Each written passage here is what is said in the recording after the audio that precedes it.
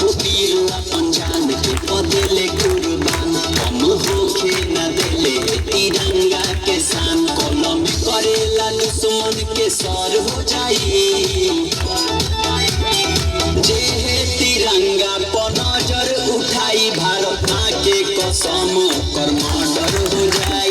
माँ के कसम कर मर्डर हो जाई।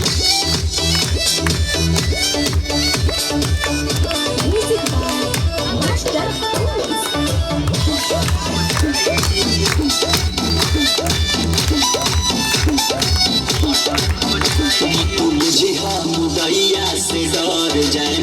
देशभक्त हई मार चाहे मर जाए शान के खिलाफ हमें को शब्द नहीं सुने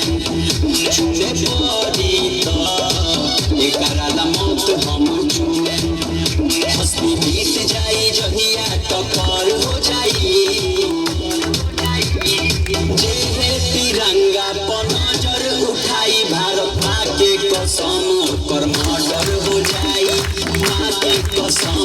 कर मर्डर हो जाई।